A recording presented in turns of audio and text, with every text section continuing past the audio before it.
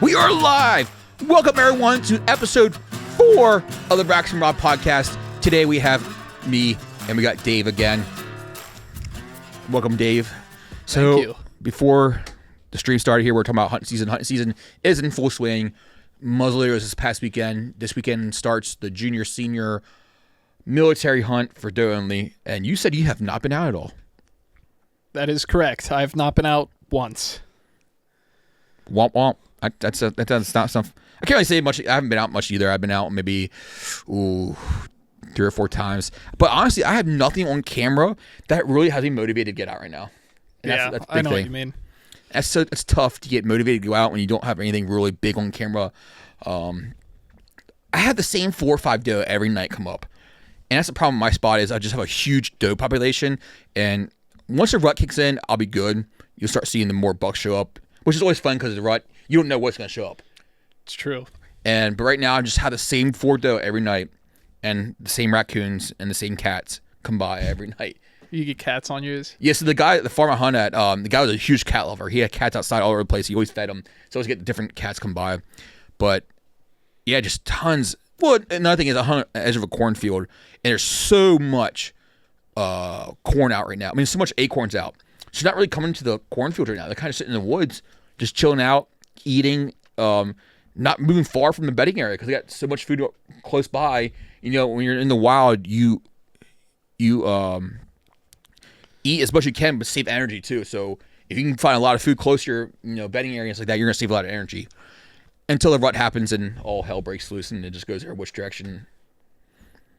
Have you ever experimented with like different scents, different like anything like that? You never got into like any of that? Just the scent neutralizers, Okay, well that doesn't make sense why you use a scent neutralizer. like scent block. Why though? Why? I don't know, because I read you're supposed to. But you hunt out of a miniature house. Yeah. So what do you need scent block for? I don't know. You literally hunt out of What can it hurt? It can't hurt, right? It can only good happen. I guess. What's going on, Jaden? Is that Jaden or JD? Oh, hey, Jaden, it's Jaden. Hey, it works. We're good. So I actually kind of experimented into like some pre-orbital stuff. So we're early in the season where hormone stuff isn't really working, like your estresses and stuff like that. Really need it. So the pre-orbital gland is a gland on the forehead in between their eyes that they use all year round to let other deer know they're there, and actually they can know what other deer are based on the scent. So I've been trying to send out, and the first time I used it, like I said, 100 middle of cornfields. So I got these sticks and stuck them right in the ground and put this pre-orbital stuff on it. It's from Black Widow. It's called pre-orbital gel. It was not a gel, it was a liquid. I was pretty disappointed, but I put it on the stick, and it's like falling off it and stuff like that. That night, I had like deer all over it. These doe were just smelling us like that. It was pretty cool. Like, okay, this is a new thing, pre-orbital. So I went with Code Blue, it's called. It's like a deodorant stick. And I rubbed it. It's a little bit more waxier, so I think it stays on the stick better. But I used it the first night and stuff like that, and I've had deer since. So it definitely worked. It definitely wasn't as potent as the Black Widow stuff. The Black Widow stuff was definitely more potent. You definitely get a stronger smell from it. The Code Blue was like a waxier, like a deodorant stick, but wasn't nearly as gnarly smelling as the Black Widow. And I think it has something to do with it. But you never tried any of that kind of stuff before? No. Yeah, something with experiment stuff like that. Like last year, I experimented with like Silver Top. It's Bob Kirshner's. It's a local guy up in Perry County, makes them, and everyone says use a silver top. Use a silver top. So last year I got this silver top. I threw it on a drag rope. I always use drag rope, drag scent behind me, and when I'm walking to the woods, so it covers my tracks. And I always grabbed it and threw it like 20 yards out in front of my stand or my blind. And last year that buck came down. He like went right through it and sat there and stood there and smelled it. So I'm trying this pre-orbital gland out to see if it use it outside of season, see if it draws deer in, or it's a good way to get an inventory on what deer in your area. So I'm going to try a hemp rope. They say hemp rope's the best rope. I'm going to soak it in this Black Widow gel and then hang it from a tree. But apparently it's impossible to find hemp rope. Really? Yeah. I cannot find it anywhere. So there's like some other ones you can use, but the problem is like they're bleached and so they don't work as well. But they said like hemp rope is the best thing to use, and I cannot find hemp rope anywhere to try it out. So if anyone knows, hemp rope, and you can find hemp rope in the area, let me know, know, please, because I cannot find it anywhere. So what I want to do is put it in a bag. It was hang like 3 to 4 feet off the ground, and like You said 30 to 40 feet? No. 3 to 4. Okay. Then you take it apart and they fray it apart and they rub their head against it and stuff like that, and like they do stuff like that. Or another thing to use is grapevines, wild grapevines. They said it work really well because they actually have a liquid in them, like waters like that, and they actually start chewing almost like that, so it gives more scent to it. But I don't have wild grapevines, and I don't know where to find them. I'm not no collector, so I'm gonna stick with hemp rope for now. If you could find it. Yeah, I can't find it. They said like some other weird brand to try, some other weird type of rope to try. They said you try to use the natural stuff possible, like the naturalist. Of course. And because they know. Oh yeah. Yeah. So you don't want to use some kind of bleach or anything like that. So you use some kind of natural hemp rope. So I'm gonna try it out and see how it goes. But the pre-orbital stuff's been working pretty well. I'm excited to try it out. I got 2 new cameras to put up because I'm going crazy with seeing the same deer over and over again. So I'm gonna put 2 new cameras up in 2 different spots. Like how far away? I don't know yet. Yeah. I know there's a well-traveled path from the woods to the corn, and I'm about maybe 15 yards off the side of that because the corn's right there. So I hunt where the corn and the soybean meet. So I'm about 10 yards away from that. But it's a pretty well-traveled path. You can see where they're walking out of the woods and walking to the cornfield. Like they actually separate. You can see it. It's pretty bad. And so I had a camera there last year because last year it was soybean there. But this year I'm going to put one there, the corn, and hang a rope there and try it, see what comes through. Then I'm going to try to find one and put it farther into the woods, maybe try closer to the bedding area, and see actually how far they are traveling outside their bedding area with so much acorns. I just don't think they're traveling far this year. There's just too much food on the ground. Why? You don't have to. Food and water is all they need. And if they can find all that in a single area, they ain't going to move. Same. And exactly. If you can walk to your refrigerator and find all the food and water you want right there. Why would I go somewhere? Exactly. If you can go to Walmart and get it all in one stop, why would you go to Walmart, Rudders, everywhere else? You just go to one place, stop, and get it all at one time. And that's what the deer do. Yeah. And the same thing with deer, like people. Like, you take the easiest path through the woods. Like, you ain't breaking through brush or anything like that. You're just following a single path, your easiest way through the woods. Yeah, why would you waste the energy? Exactly. And that's what they're doing. They're just not wasting energy. But I'm excited because, I say about maybe next week or two, probably about 2 weeks, the rut's going to get real heavy here. And that's when the fun starts. That's when the real fun starts. That's when you never know who's going to show up, That's when you don't know what's going to show up. And that makes the fun part. You see deer you never saw before on cameras. You can watch the same deer over and over again. Watch your herd, and just out of nowhere, a new buck shows up. And that's probably the coolest part, the funnest part about it. He shows up at 3 a.m. and then he never shows up again. That's right.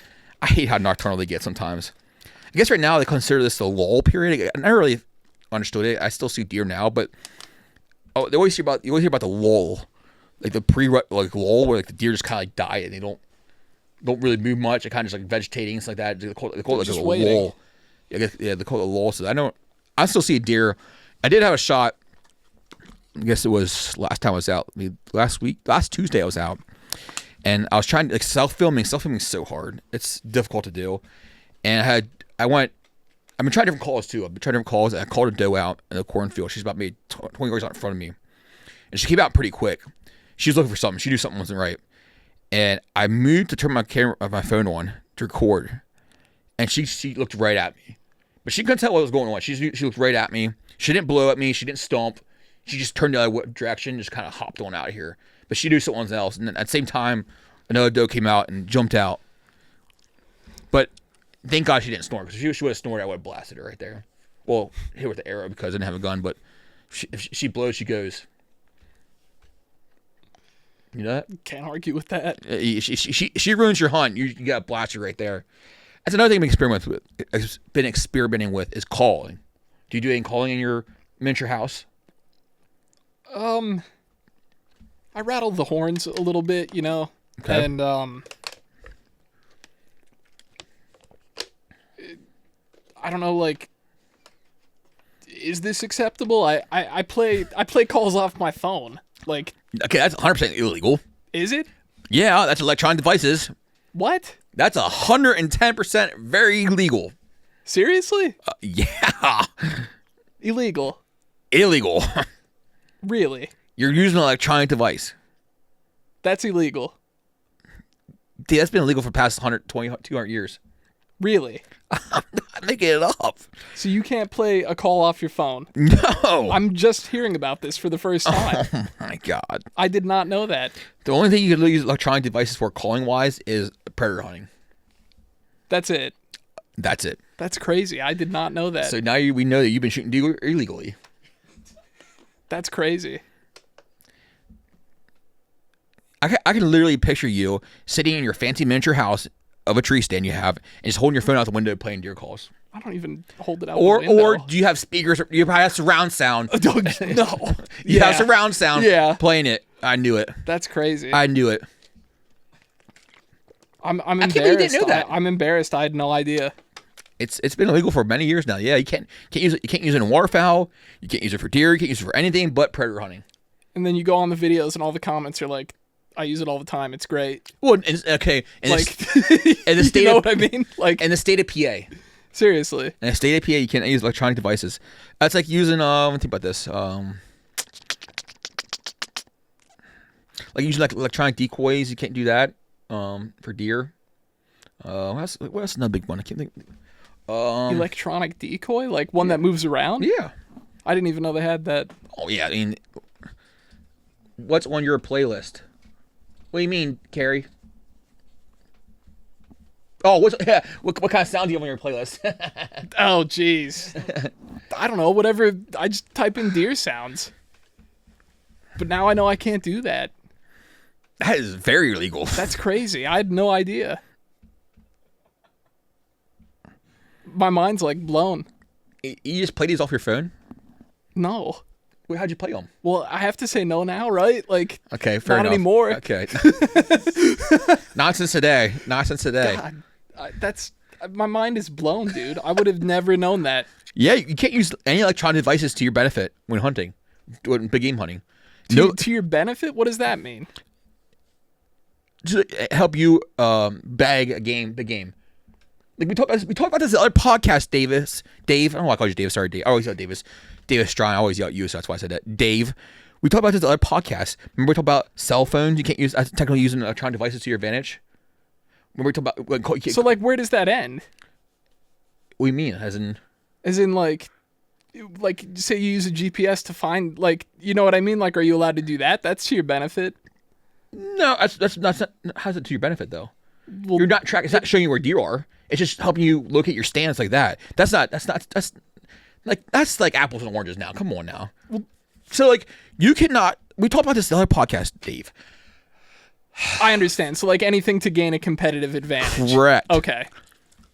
No wonder I he got understand. his shades on. Literally, Brian. Literally. Yeah. How did that poker face? Crazy. I can't believe it. My mind's blown. I would have never known that. So when we had this conversation the other day about using trail cameras to your disadvantage and using cell phones to your advantage, you had no reason to bring up, oh, hey, guys, guess what? I use calls on my phone. I didn't even think, I didn't think it was a big deal. I didn't bring it up because I didn't think it was a big deal. Oh, man. Yep, that's 100% illegal. But, like, picking up the little bleat thing and flipping it upside down so it makes the noise is... That's not electronic, though. I know, I'm saying that's fine. Yeah, 100%. Actually, so when I called out doe the other day, I've been experimenting, like learning different calls like that. So right now we're in a pre-rut area. Everything's calm. There's nothing really hormonal going on.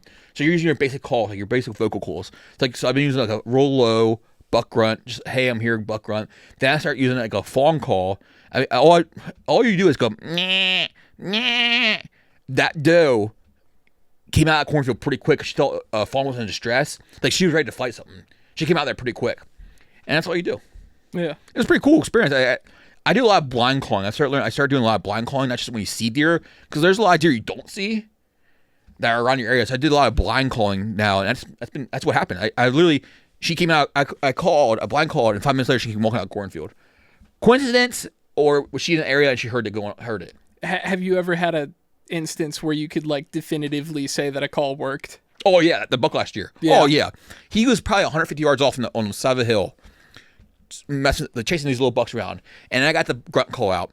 I mean, I literally laid into that buck call so loud, it didn't even sound like a buck at that point. But it pissed him off so much he came right towards me. Like, didn't even hesitate. He put his head up and walked straight straight towards me. Like, straight towards me. He knew exactly where that call came from. Didn't even hesitate. It was rut season, so he was pissed and ready to go. He was like, he didn't give a shit what it was. He was just going to fight it. And, that was a wild experience. That really got me into calling because I finally got to see what it really does. And it does work. And last experience, I don't think it was a coincidence that she came out 5 minutes after I called. Like, she has acres and acres of run through that cornfield, and she came out right in front of me. I don't think it was a coincidence. I think she heard that fawn distress and that buck grunt afterwards, that she thought something was going on, and she wanted to be there today. And she saw me, and like I said, she wasn't spooked. I mean, she was spooked, but she wasn't, like, she didn't know what was going on. Like, she wasn't stomping and scaring everyone else around her. She kind of just went her way and like hopped on out here, and another one followed behind her, came out of the cornfield. Brian, I'm glad you're laughing because right now I'm just, man. I don't know what to say. I've been pantsed. Like, there's nothing else to it. I honestly didn't know. Yeah. So is it legal to use acorn scent or corn scent when you're hunting? I have no clue. I don't use them. It's actually illegal. Illegal? Illegal. You can't make yourself smell like food. Yeah. Nope. That's literally because they're baiting PA. Yeah. Yeah. You Literally. Can't make yourself smell like food. Cannot. That's like, so say I'm hunting along cornfield right now, okay, and I want to brush my blind in to make it blend in more. Mm-hmm. If I was to take corn stalks that still had corn on it and move it from that corn, oh, you're baiting then. I know that. 100% yeah, baiting. I know that. Yeah, I had a guy got in trouble for that. He didn't think anything of it. He just moved corn stalks from his. Yeah, you can't do that. Nope, he got because the corn's hanging on it. Blasted him. And I had my blind very long. I set my blind up pretty early, like a month ahead of time. And deer don't even care at this point. They see it so many times. They don't even care at this point. I've been pantsed. I mean, his pants are around his ankles right now. He's clueless. He has nothing. I don't know what to say. Like, I'll own up to it. I didn't know.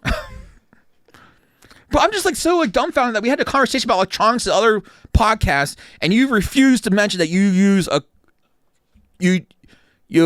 let me think about this one. How to word this? Like I said, allegedly used your phone for calling. That's how little I thought about it. Like, I don't know. I have no idea. I don't know what to say, man. I'm speechless.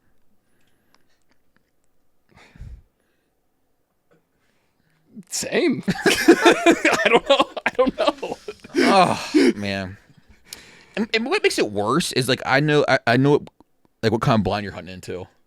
I mean, you're bougie hunting blind. I'm like, I don't want to come across too much as like defending myself, because if it's wrong, it's wrong, and you know what I mean? But no, I mean, like, so I don't see how it's different than just picking up the bleat thing and flipping it out. Yeah, like, you know what I mean? Like, yeah, but like I guess you could use it to like sound exactly more like a deer, and I get it. But yeah, maybe that's true. And like you have everything you have right there on your phone. Like you don't need to carry different calls. You don't need to move. You can keep playing it over and over again. I guess I don't know. Whatever. There's so many rules and laws you gotta follow to hunt now. It gets kind of ridiculous. It gets kind of hard to hunt and do the right thing without reading the whole. I mean, even reading the whole book, it still gets confusing at times. I mean, there's every day I work at WCLs. We have people coming in and asking hunting questions. Yeah. Because they don't get it. And they ask us questions sometimes we don't even understand. So I have to call a game commission up, and there's questions to ask them that they don't even know. They call me back and ask me. Yeah. So the game commission doesn't even know what the answer is. They have to call me back. Like, how are we supposed to know sometimes? There's so many rules and regulations that make it so hard to hunt PA. It's difficult.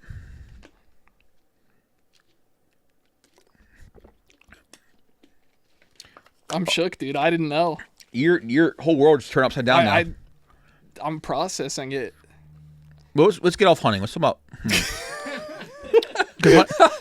hunting's not our Well, today we have Rackroids. We'll be giving away a 10-pound bucket of Rackroids today. At some point during the podcast, I'm just gonna say, type Rackroids in the comments. The first person to type Rackroids in the comments will win a free 10-pound container of Rackroids. Which is what I use. Well, what I used to use, because PA made it legal now to use it in disease management areas. But this stuff's great stuff. Not all minerals are created equal. This is not a attractant. This is a mineral. This is to make your herd bigger, your deer healthier, bigger bucks, healthier doe. It's just an all-around great thing. It's just not for big antler growth. It's just for all-around good fawns, good doe, big bucks. So I use this stuff. It's not an attractant. It's a mineral. It's a great mineral. It smells amazing. I wish they made it in candles because I would use it. But yeah, throw this out on a stump and they will tear that stump up. Great stuff. I use it. Where's it made? Huh? Where's it made? Here. The guys are local. Yeah. And it has the gradients and everything like that. It has special minerals like that in there because you can't just put minerals and let deer eat it because it goes in through the one end and comes out the other. So there's other minerals you need to put in it with it as well to help absorb the minerals you put in it. A lot of stuff doesn't have that extra minerals that you need for the animals, for the deer to absorb it into their body. So a lot of stuff you buy, it goes in the mouth and comes out the ass, and you wasted all your money on it. But this is good for your doe, good for your fawns, good for your bucks. It's a happy herd. And that's what you want, a happy herd of deer. So, this past weekend, this is kind of not hunting or fishing related, outdoor related. It's endless approach related. We did a fundraiser for the fallen police officers in York County. We did a big fundraiser for it. It was a great time, but for a sad reason. I mean, it's like I said, we had fun doing it, but it's unfortunate why we had to come together for the situation. We still had a great time. We raised $5,800. Yeah, that was pretty cool. Yeah, it was a fun time. So we had a bounce house there. We had vendors. We had food trucks. I had a lady message me one day. She's like, "Hey, can I help with this event?" Yeah, sure. And it was a crazy person I never met before, and now our families became such friends. Now it was a really cool experience meeting Amanda Niederer, her name, and the Niederer family, and the Squibbs family, and there was another family member. Oh my gosh, I can't think of what the last name was. A great family. They came together and went around to different businesses, and we got 77 raffle baskets to raffle off. It was pretty cool. Like we made like $4,000 on the raffle baskets alone. And then plus the vendors, donations like that, and sold some T-shirts like that, 50-50 jar. We made $5,800. And once I sell all the T-shirts, still have T-shirts for sale. Then I will have another $1,500 added to that. Are salt blocks legal? No. Well, okay. It depends where you are. So now, York County, all York County now is disease. If you lived in a disease management area, no. Hey, what's up, Connor? Hey, what's up, Brady? So if you live in a disease management area, no, it's not legal to use anything anymore that attracts deer to your area because they don't want them conjugating together. Even though it's a herding animal, they don't want these animals coming together, which doesn't make sense to me because they herd together. You see one deer, you usually see more than one, unless it's a buck, but usually does hang out together. So that's one of the new rules that came out, and now you're not even allowed to use urine-based scents. You're allowed to use the synthetic stuff, but you're allowed to use like true urine-based deer scents in disease management areas, which now all York County is considered a disease management area. We talked to game commissions about it. We had one come to the meeting. Like he said, like, listen, we're not coming to your farms looking for whether you're baiting outside of season or not. Just know that if you get in trouble and we see this, we're just gonna tack it onto your fines. Which is like makes sense. Like, listen, you want us to kill these deer, get rid of these deer to manage the herds and make less deer, but you're taking away all these. So it's like a secondary offense, so to speak. Like when you get pulled over and they're like, by the way, you weren't wearing your seatbelt. Correct. Like that. Yeah, and like you want us to get rid of these deer herds, but you're taking away all the things we use to utilize to better chance of getting deer. So you're not allowed to smell like pee, and you're not allowed to smell like food. And you can't play your phone. And you can't. And what are you allowed to smell like then? Well, so there's synthetic urines. Okay. You can use synthetic urines. Oh, so you're just not allowed to use actual. Okay. Correct. You're not supposed to use urine-based scents. Mm-hmm. Which from what I understand, I heard from a deer farmer that true urine-based scents don't last long either. So I'm not sure what anything like that. It doesn't make sense to me, but whatever. But yeah, true rule, urine-based scents you can't use. Can't use anything that smells like food. That's considered baiting. You can't bait anymore, even outside of season when you're allowed to in PA. But maybe I missed it. But can you put rackroids all year? No. So you cannot, Abby, because this is still considered baiting. Even though it's a mineral, it's not like corn or any of that, you cannot use this all year round. So the state of PA, you have to remove all visible traces of a salt block, a mineral, corn, wherever it is, a month before you go hunting. So you have to clear everything away. There can't be any trace of it a month before you hunt it. So, and rackroids would be considered a baiting in the eyes of the state of PA. So, like, let's say I would use this in PA and York County, even though I'm not allowed to. I had to remove every single drop of rackroids or corn there was in my area before I could hunt it a month ahead of time. So I stopped probably like 2 months ahead of time. That way there was any residue, it was gone. Like I said, they're not going on your land looking for this kind of stuff, but if the Game Commission's called, they see that, they're going to add it to your fine and stuff like that. But just to be safe and sorry, just follow the rules. That's why they're there.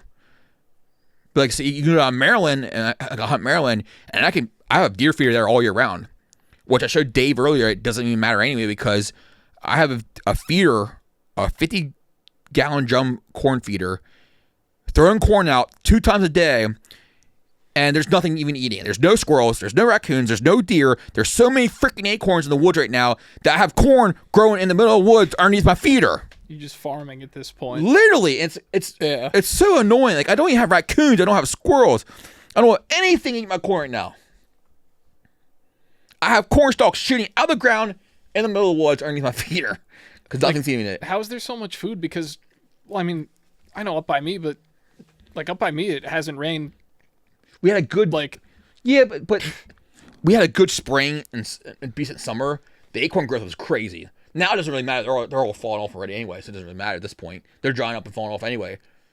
But if it was if you planted stuff late this year, you're struggling right now. Like late corn, late soybean looks rough, but like early season stuff looks great. Looks amazing right now. So like acorns was one of them. Like there's acorns everywhere, and walnuts. It's nuts. Do you ever eat acorns? You could eat acorns. I know that. Eat them? Yeah. No, I haven't. So, but you gotta soak them in. You gotta soak them in water because there's actually a lot of tannin in them. Like you're like wood tannin, like and too much of tannin is actually bad for you. Apparently, it makes you sick or something like that. So you soak them in water for so long, and it draws the tannin out of it. And a lot of people make it a flour out of it, like almond flour. You use acorn flour, make stuff with it. I watch this lady. I don't know her name. She's an African American lady. And she does all this cool like gathering stuff, and I wish I knew more about gathering. And she just talks about all this different kind of food and stuff like that from gathering. It's pretty cool. I like watching her stuff. And the other day she did acorns, and she made it into like a flour and baked stuff with it. So that was pretty cool. But yeah, you need to get the tannin, which is the bitter stuff you taste when you eat acorns. That tannin's what bitters it up. Mm-hmm. But when you soak it and stuff like that, and you dry it and bake it and dry it out, what kind of taste does it have to it? I never did it. Oh, never did it. Anyone ever eat acorns? I mean, I ate acorns, but I never like did the right way of doing it. Ask the AI assistant what acorns taste like. What's an acorn? It tastes like a nut. I mean, I'm really gonna make like can you make like acorn butter? Like peanut butter, but acorn butter? I don't know. So say raw acorns taste bitter, dry, and a little tannic, as you said. Yep, you leach your tannins from it. Yep. It reminds you of something like a chestnut or a hazelnut. Okay, that makes sense. Yeah, so I can be pretty good at, but like I'm not trying to pick up walnuts and chestnuts. I wish I did, because like chestnuts and walnuts hazelnuts are good for you, and they go for a lot of money too. Like that stuff's expensive, and we have just laying around a bag like no big deal. It's like one thing we take for granted. Thank you for pulling that up, by the way. Yeah, of course. This is one thing we take for granted, stuff like that. Bitter, yeah, 100% is bitter. Like if you eat raw acorns, it's bitter, 100% bitter. But if you bake it or if you soak it and leach the tannins out of it, and then you bake it, it's pretty good tasting apparently. Now, so is it illegal to gather acorns out of the woods and put them in front of your tree stand? Oh, 1,000%. 1,000%, yes. I'm just making sure you knew that. Yeah. But that one makes sense to me, anyway. Why? You're baiting. But they came from the trees you're hunting around. Yeah, but you're like stacking them up, making them like, you know what I mean? Like, here, come eat this. And come eat all this food right in front of me. And you're going to Google typing you're going to Google typing deer sounds. Didn't click in your head that it's illegal. No. But me gathering acorns in front of my tree stand, which already had acorns falling from it, is. Yes. I see where this is going. Because like you're putting them all in a like right in front of you, like, you know what I mean? No, I don't even mean. But the phone thing, like, it's a call. Like, I don't know. In my head, it makes sense. Yeah, which I'm not sure if there's what states are legal to do. I should know the state of PA. It's very illegal to do that. State of PA, you can't do you can't have even waterfowl hunting. You can't use electronic calls, but you can use electronic decoys in waterfowl though. So like, we have like they call them lucky ducks. Their wings flap. And it's just decoy hovers above water and then wings flap like that. And yeah, see, that's what I'm saying. Make sure you have an oak tree nearby. Right. I'm just I ain't doing it. But yeah, there's so many rules in hunting PA. It's just hard. And there's so many tags you need to get and stuff like that. Like you go to Maryland, depending what county you live in, or you're hunting in, it's how many tags you get. They don't print them out to you. You just gotta know how many tags, so I hunt Carroll County. I'm allowed 16 doe. If you go to Baltimore County, you're allowed unlimited doe. Unlimited doe. Because no one hunts down there. Crazy. But up here, you gotta pay $6.97 for every doe tag you get. But down there, it comes with your. Well, I know at home people have to apply for them too. Yeah. Yeah. Yeah, and like you get a certain amount. Nope. It's not unlimited. It's not unlimited. No, see, like up here down there in Maryland, there's no limits on how many doe tags they issue out. Every license you get, depending on what county you're hunting in, is how many doe tags you're allowed to get.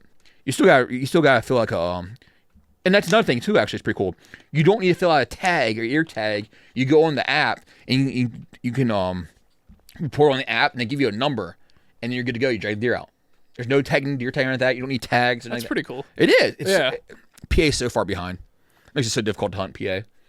It's super easy to hunt Maryland. And Maryland has some great public hunting lands. You can shoot some huge deer in public lands in Maryland. Pretty Boy Reservoir is a huge reservoir down there. It's huge game lands. I forget how many acres it is. Tons of acres. And you can only use bow only down there. So there's a lot of deer that don't get shot at and stuff like that. They pull some hammers out there every year. It's all archery. That's neat. Yeah, it's really cool. Yeah, and there's a Hanover watershed, which is on the Maryland side of it.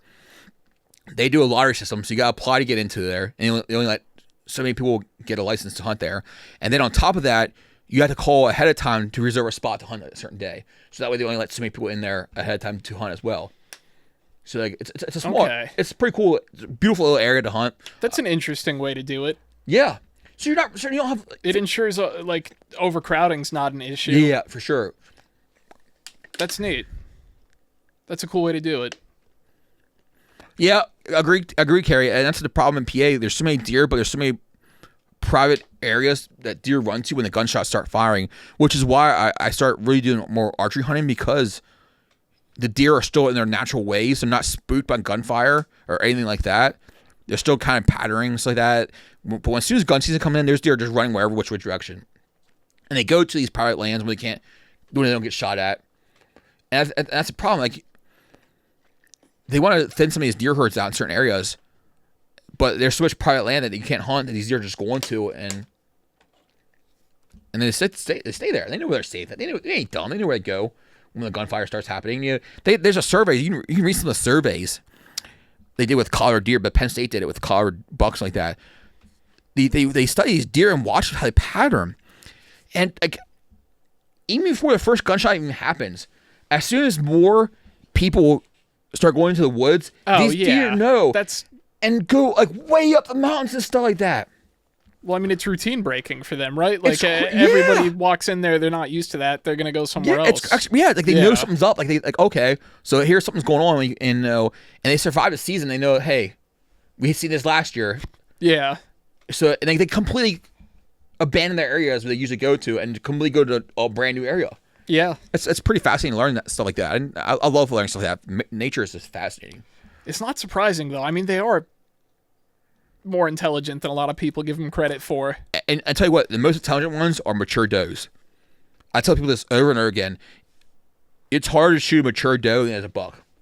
We discussed it in the last podcast about mature doe have nothing that draws their mind away from, what they're doing. Like buck, rut seasons like that, they got their minds on doe. That's all they're thinking about. Clouded judgment. Yeah. A mature doe has none of that. They're always on the lookout, always watching things. It's like that. They're always, and a mature doe is 10 times harder to hunt than a buck. A buck will slip up. He'll slip up during ruts like that. Oh yeah. And he'll get hammered. But a mature doe, she's just always on her game. So we talked about a lot of hunting. Let's talk about fishing. So you didn't do any hunting lately, but what about fishing? You haven't do anything. Just work all day long. Just working. It's good though. Right now, good time to get out. I haven't get out. I've been hunting. I know the trout are ready to go. The yellow perch are going like crazy right now. Right down here at home at Marburg, the yellow perch are going like crazy right now. The stripers getting ready. Soon the muskie and pike will get pretty hefty.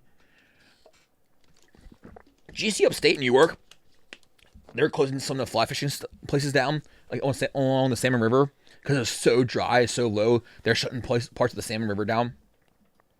Shutting it down for fishing. Why though? Like, what's the? Because the water's so low, and like the fish aren't making it. Oh, yeah, geez. Yeah. I believe it. I mean, it doesn't rain. No, it hasn't rained. There's certain areas where the water's so low where they're not even moving up the water.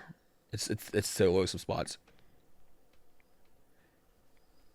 Like, I have a buddy, Troy. You know Troy. Yeah, Troy. Yeah. He was out looking for trout, and he's like, "Yeah, no signs of spawning. Usually we'd see some signs by now, Mm-hmm. He was out a few days ago. He said, "No sign of it. Everything's so low." People need to understand that too. Well, animals will not reproduce if they're stressed out or don't have the right conditions. Mm-hmm. It just won't happen. Eggs will get reabsorbed in the body. That happens all the time in fish. Fish will actually reabsorb the eggs into the body if they aren't comfortable with the spawning grounds. Yeah. And that happens probably more than people think it does. Yeah, how's Troy doing? He's doing well. Still doing a lot of fishing? Yeah. I wanted to do some of that macro fishing. Never got into that. I want to do it. I told you about how Maryland's trying to put like a limit on that kind of stuff. Yeah, I mean, it's not a bad idea.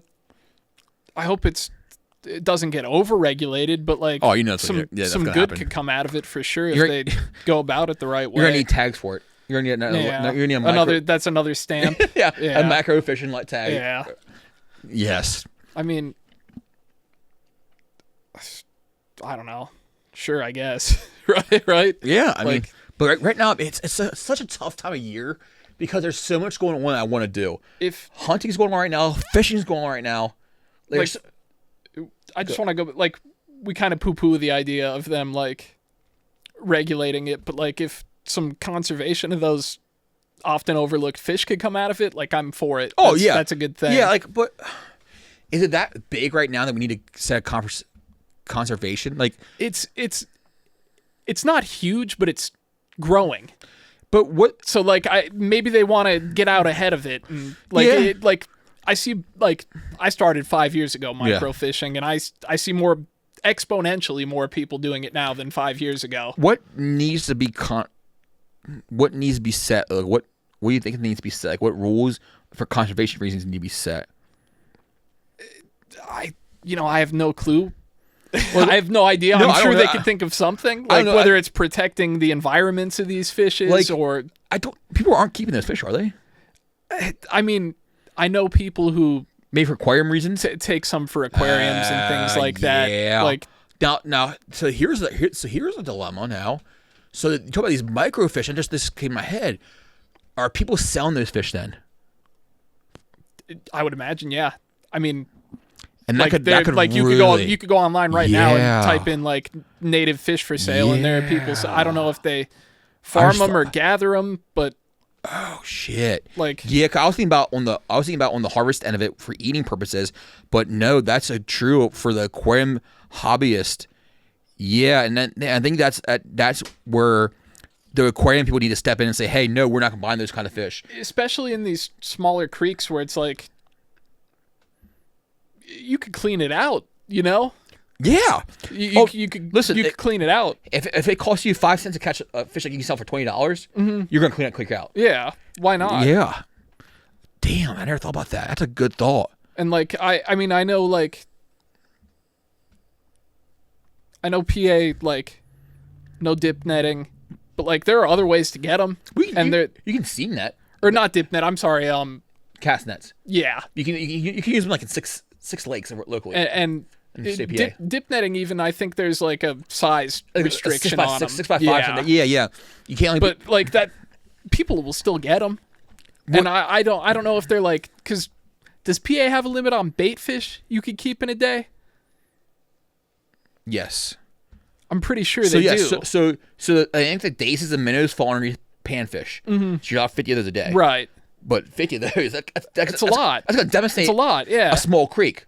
You're talking about a creek, it's only 2 feet wide. I mean, you think like if you had like a group of friends, like yeah, a couple hundred fish, you could take out of there in a day legally. This is the extreme end of it, but yeah, it could happen. Yeah. And I kind of wonder now, like, is there a huge market for native species on an aquarium, like hobbyist? Like native. When you say huge, like, what do you mean? I know there is enough to. There is a market for it. I know enough to PA to put a limit on that kind of stuff. That's a good question. I mean, that's why Maryland's stepping in right now. Yeah, it could be. Maybe Maryland's seen a uptick in yeah, it could be. Dang, I never thought about that. That's very interesting. So these aquarium hobbyists could be ruining. Well, I mean, and the fishermen could be ruining the micro fishing, because a lot of those microfish are gorgeous. Mm-hmm. I mean, I see the pictures you caught them in the small ones, like the rainbow dace and stuff like that. They're just dropped that gorgeous fish. Mm-hmm. And I can see why you want one of those in an aquarium. And let's be honest, a lot of those fish won't probably survive in an aquarium unless you have the right, water flow and cool water. You have one of those tanks, don't you, that has like the water flow and stuff like that? I don't have any aquarium. I don't own not a single aquarium. I have a pond. Yeah, I know you have your pond. I thought you said one of those. Maybe I've seen a video. You see like ones that like it's a current that pushes it through the aquarium, so it looks like a creek. I have a pond, and because you were talking about like the market for U.S. native fish, I bought red shiners from Petco. Yeah, that's a U.S. native. Bought them from Petco. They had a tank full of them. But they're probably bred. I'm not sure. Yeah, but there is a market. They could be captive bred, but like people do want them. But yeah, so I don't know. I see an aquarium that has like a big hose that goes to the bottom, like a chute, and it blows a current, so it mimics like a creek, so like trout and stuff can live in it. It's a pretty cool aquarium. Interesting. So microfishing is maybe wouldn't be bad to see a little bit of regulation, but I think in the state of PA it's kind of crazy anyway to have a 50 fish limit on any kind of fish. It feels like a lot. It feels like I mean, I know people who fill their freezers. Like, you always see it's like the quintessential ice fishing picture of like just bluegills everywhere on that. Like, you know what I mean? Like, so I know people do it. Or the like there are people who go limit out on 50 panfish. Or the orange chute with the bucket full of. Yeah, like it does happen. But if you look at all the surrounding states, most of them don't have that. What, that 50 fish limit is smaller? Oh, a lot smaller. A lot smaller? Yes, like especially for crappie and yellow perch. Those are definitely taken out of the panfish category. A lot of those are like 15 and 12s, like New Jersey, Maryland, stuff like that. A lot of them are like 15 to 12 a person, and a lot of them have a size limit even too. A lot of them like a 12-inch size limit or something like that as well, or like a slot limit. like Granada. Not like Granada. I mean Pine Tuning. They're a panfish enhancement lake, which is why you see such big crappie come out there because they're a panfish. Because the limit's not 50. It literally isn't 50, Yeah. and they have to be a certain size anyway. Yeah. Now, I think you're Foster Sayers. Is it called Foster's Lake? You heard that one? Foster Sayers Lake. Francis Slocum? No, No. not close. Well, FS. That's why I was like Foster Sayers. near me. There's a Foster Sayers Lake in between me and you somewhere, I'm not familiar with that. and it's the same thing. It's a panfish enhancement lake, but it kind of backfired because they didn't put a slot limit in place. So they took a lot of big crappie out, so now it's a lot of small cookie cutter. You need a slot. I think the best thing is a slot limit. Why we not implement a slot limit is beyond me. That seems like I don't see Just like across the board? Yeah. Yeah. Give me one negative reason for a slot limit. I don't know. Exactly. Yeah. The only negative reason is that people can't keep trippy fish then. The way replicas are these days, like you don't even need to keep a fish.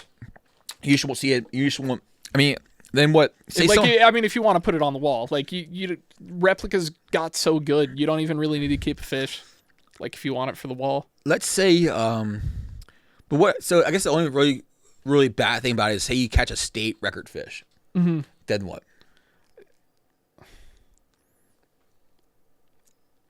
So the state records, they go by weight or length?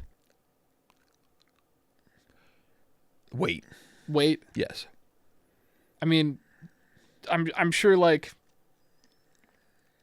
I mean, this does create a barrier for entry that wasn't there before. Yep. But like, I know the IGFA, you could send them your scale and they'll certify it. That way you don't have to kill the fish. You could just weigh it on your certified scale and So everyone, credited. so everyone has to get a certified scale then. yeah.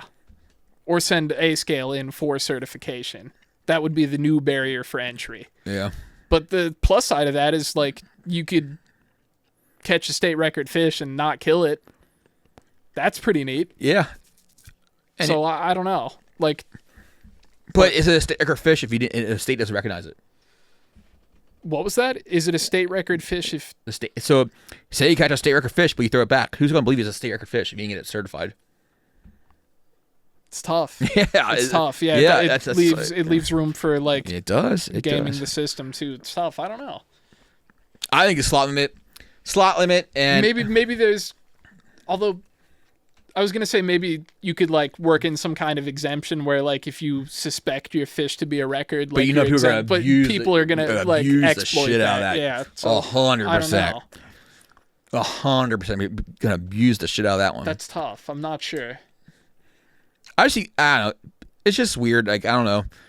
You look at all these other states, it's like that, and crappie. I guess the way I think like this, I know I'm a crappie fisherman. I fish a panfish, so like I have a little more biased opinion, I would say. But like, why was a person need 50 8-inch crappie or 8-inch yellow perch?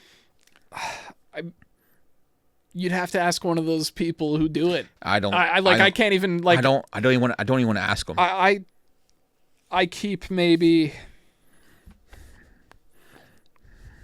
I don't like. I kept 2 or 3 trout last year, and I haven't kept a fish this year. So like, I can't put my head in like the, like. Yeah, I'm gonna go limit out on panfish. Yeah, I can't even think of the like.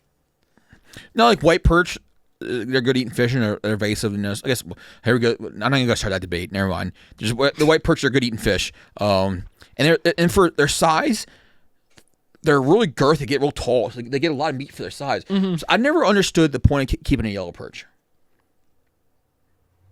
For the size of a fish that's so lanky, there's not much meat to them. I mean, unless you get like a tank. Like if you get like a 14, 15 incher, I could see it. But like you see guys like keeping little guys, 8, 9 inches. Like that's just, like not bashing anyone for getting no. perch. It's you're operating within the laws. So yeah. Good. Oh yeah. 100%. Yeah. Dude, like that's what I say. If you're doing it lawfully, go for it.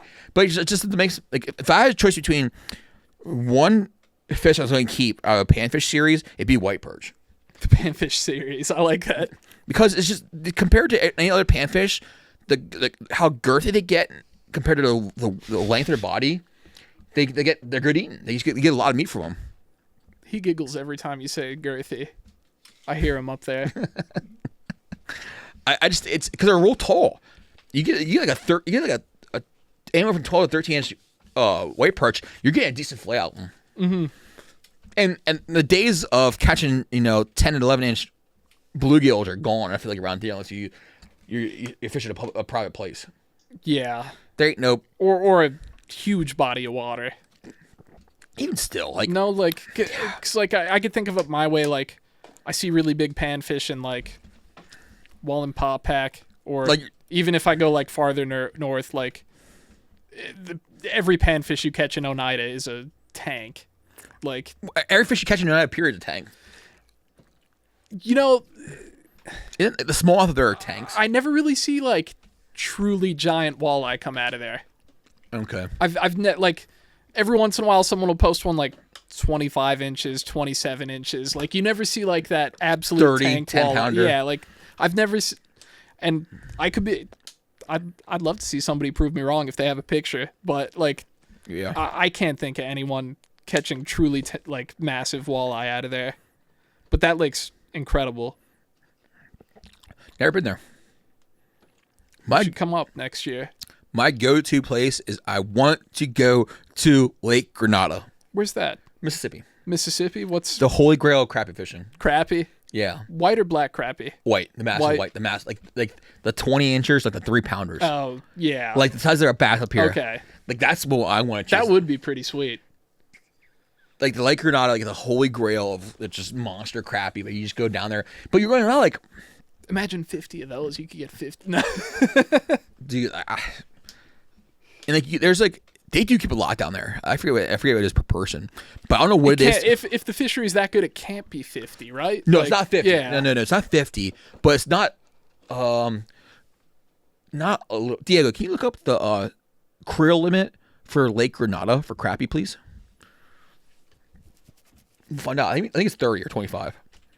It's still a lot. But I don't know what it is there. No, not sure what it is about Lake Granada. It just holds massive. Hey, while waiting for Diego, Rackroids. Type Rackroids in the comments. Rackroids.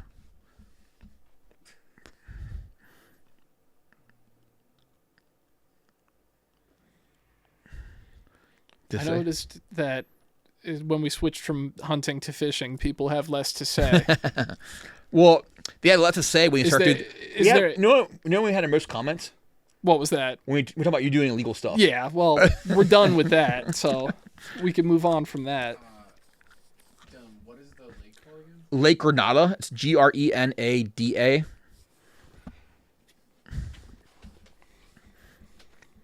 Carrie got it. Whoop whoop. Oh, and Carrie, then Jaden, then Choya.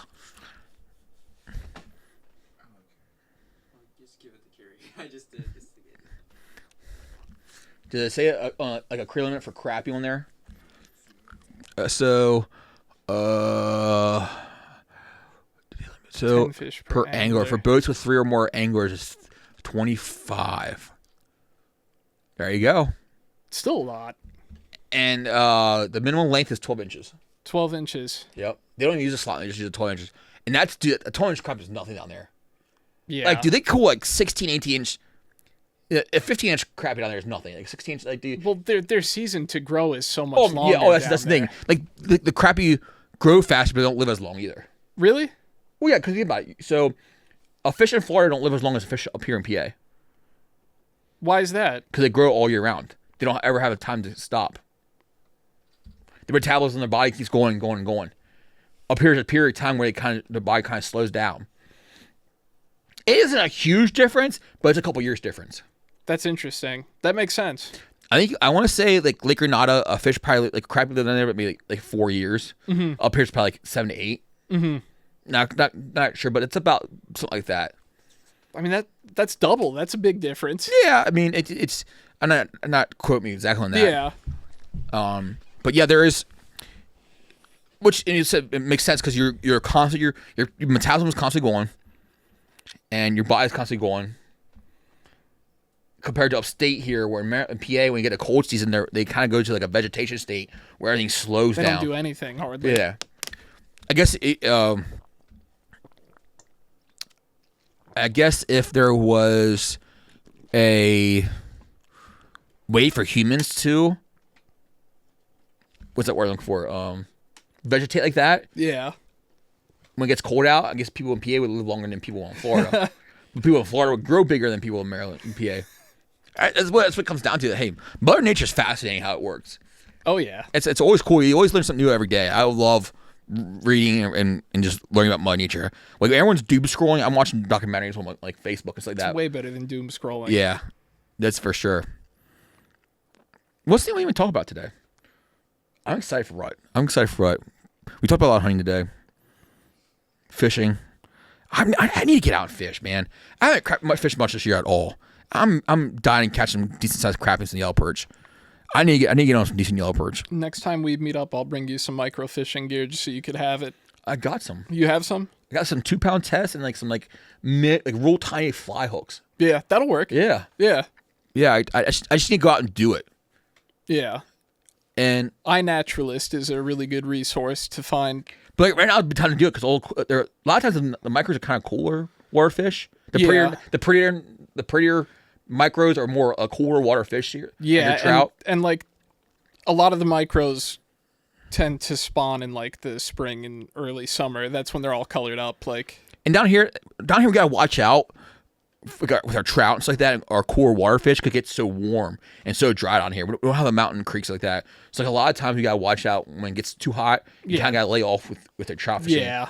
And we'll see with muskie and pike too. Like around here, once the water hits like 75 degrees, 76 degrees, a lot of muskie fishermen will stop fishing for them because it's just exhausting. Too taxing on the fish. Yeah, and even, they just die. It's the same with trout too. The water gets too warm, the water flow gets too bad, and there's a creek down in Spring Grove, Cadorus Creek, comes through there by the mill there, and every summer these trout will hug this corner of this dam because for some reason there's some kind of flow of water coming through there. It's some kind of dam. I'm not sure what it is, but they're drawn to this one spot. I guess for some reason there's some kind of cooler water there or more oxygenated water coming in there. Just they stack on top of each other. It's pretty cool to see. But that's a problem. You just gotta find cooler water right now, and that's like I said. This past last month? I think it was. We went up to I think 2 months ago. I went to Blaine for a camping trip. We go camping, and the creeks were so low up there.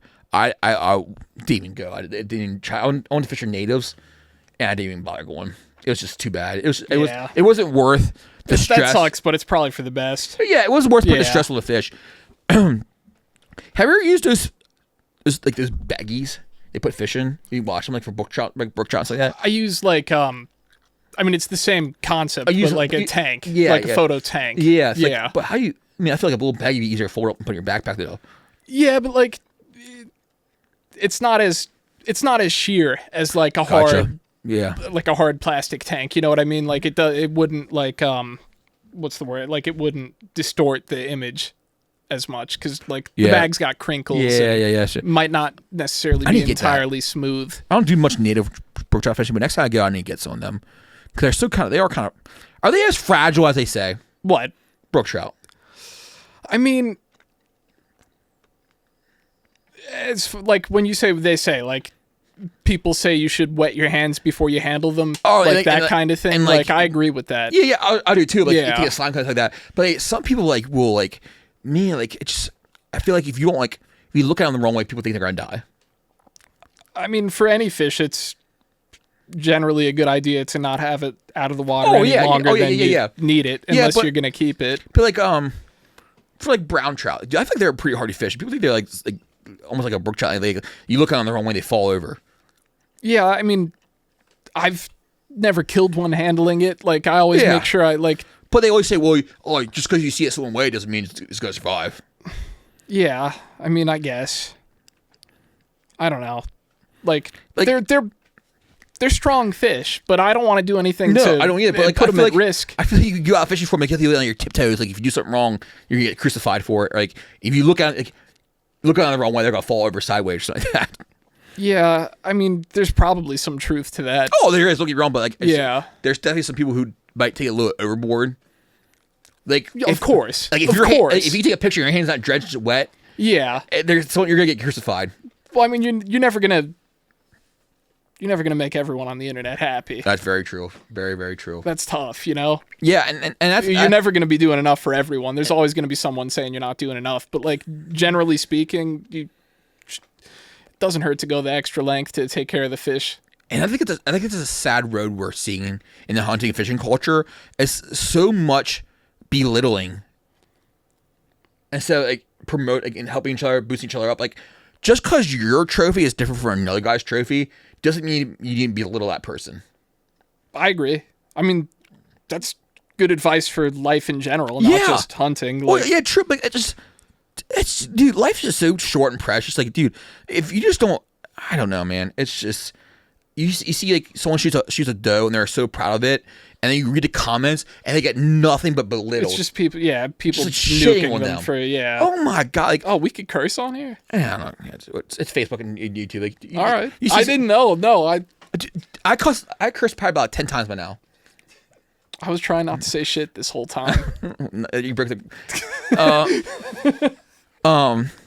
No, and like I said, someone's 6 point may not be huge to you, but it's huge to someone else. Yeah, I mean, let people enjoy stuff, right? How hard is it to say congrats instead of writing a long? Or even just say nothing. True. Like, that's even easier. You could just say nothing if you... This is very true. Like... I just don't get it. There's so much belittling and groups on Facebook. And fishing, hunting. Just because it's not your trophy, it doesn't mean, I just started hunting again, deer hunting. So for me, that 6 point I shot last year was a decent sized trophy for me. And a part of me didn't want to post it or even promote it on Facebook because it wasn't a huge deer. But to me, that was a trophy deer. And a trophy doesn't necessarily mean a big deer either. It could be just a special... Well, no, it's just like context, personal context. Oh, exactly. Yeah. It was your last hunt you took with your dad or something like that. Before you died or something like that. Something like that happens. That's why it makes it a trophy for you. Yeah. So when someone says it's a trophy, there's more to it than saying it's just a big deer. Like, I've caught a lot of fish that I consider trophies that a lot of people wouldn't. But, like, dude. You ask me why, and it's like, well, like, the backstory, the location, the effort put into catching it, like, all that stuff makes it a trophy. The funny thing is, being a pan fisherman, like, and trout fisherman like that, like, people don't, like, understand, like, like, when we catch native brook trout or, like, wild browns, these aren't these freak 35-inch, 4-pound stock fish. Mm-hmm. These are native fish and wild fish and what they're supposed to look like. Mm-hmm. They're not these freaks, So like, and like even with the crappie, I get excited when I catch a 13 or 14 inch crappie because around here it's pretty big, and people are like, "What's a small fish?" Well, yeah, I'm not bass fishing. I'm not looking for a 4-pound bass like that. This is a 13 inch crappie. This is a pretty big fish. Mm-hmm. 8-inch native brook trout. That's a good sized brook trout. People don't understand that, hey, that's an 8-inch fish. That's a big fish. No, I mean, I spent most of my childhood, like, fishing brook trout, and I, like, only a handful of times have I caught one bigger than 10, 12 inches. Yeah, and that's huge for native. That is huge for native brook trout. But so people are so used to seeing these monstrosities of genetic modifications of stock fish that it just doesn't look right. Some people say they're abominations. They are literally abominations. They look. And don't get me wrong, when I was started fishing, I used to stock trout fish all the time. Mm-hmm. Before I got bigger into it, and I realized these fish aren't supposed to look like this. These aren't trout. These are genetically modified fish for you to catch and keep. Like, I never really understood the whole people getting upset for you keeping a stocked fish. Well, that's sort of the whole point of that, right? Like, that fish's only reason to survive is for you to keep it out. 9 times out of 10, it's going to spawn and it's going to die probably from something, a raccoon or something like that, or the creek can't withstand a trout population. Yeah, or it just gets washed away into the closest river. Yeah, like it's gone, it's out of there. Yeah, and they stock over native trout water too. Oh, dude, that's I don't know. So stupid. Like, I get it. I do. It's about. Yeah, and it's about what people want, right? Like, most people. I mean, because I don't want to like speak for people when I'm not, but like most people would rather go catch the bigger fish. Oh, 100%. Like 110%. Which hey, so I get it. Don't get me wrong. Hey, I don't care what you do. Like, listen, if you want to go out and catch giant stock trout, go ahead, man. It's fun. Yeah, go ahead. It's fun. Yeah, it's a fun fight. But listen, I'd rather go out and catch a native or wild brown or brook, and seeing the colorations and just the beauty the fish hold. And it's a different way of fishing too. It's just a different fishing. They're I don't know. It's just different, and I enjoy that different. Maybe it's a path less traveled I like to take that makes it more fun. Mm-hmm. It's like bass fishing. I've never gotten bass fishing because everyone does it. I rather crappie fish and fish with like yellow perch like that. I don't know why, but I just do. I actually find stock trout much more difficult to catch. Way more difficult. Like all the little native brook trout streams near me. Like you throw anything in there and they're fighting each other who could eat it first. But like fishing for stockies, yeah, seriously. Like I could like if you come up my way, I'll show you. Like you could throw anything in front of those guys. But like it seems you're telling me that the first day of trout, you find a pool of stock trout, it's harder to catch them than your native brook trout. Yes, 100%. Man, they're fighting words. I feel like I could fight you over that one. It's. I've seen it, dude. I could show it to you.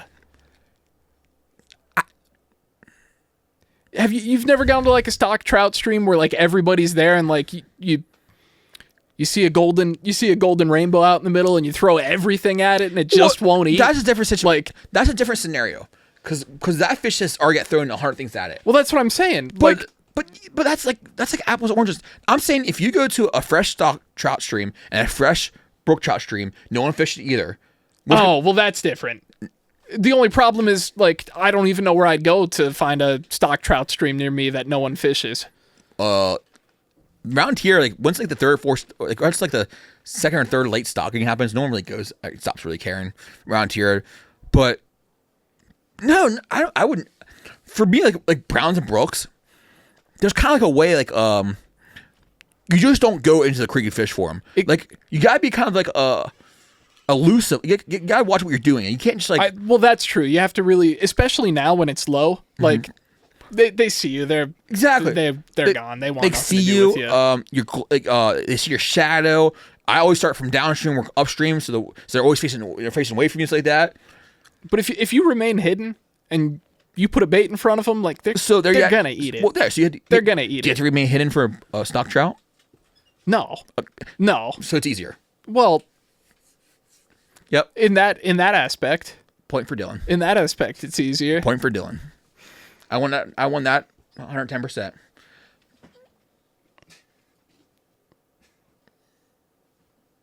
Sure. Yep. Case closed that sure. one. All right. Yeah. All right, Dave. It's been an hour of fun. We're only doing an hour this time? Yeah, it's always that. We did an hour last time. I felt like we did more last time. We did an hour. We only did an hour last time? We did hour segments. Really? Jeez, time flies when you're making a fool out of yourself, dude. We spent the first half hour making fun of you allegedly using electronic calls. We'll say allegedly, so no one ever saw you doing it, and you never said you did it, so it could just be a bit for the podcast.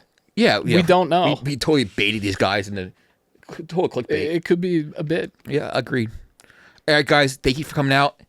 Thanks, guys. Thanks for RACKS for sponsoring this podcast. Congrats to Carrie for winning a 10-pound bucket, of RACKS. Make sure you stick around for the next podcast. We'll post it. And thanks for watching, and see you next time. Thanks, guys. Later.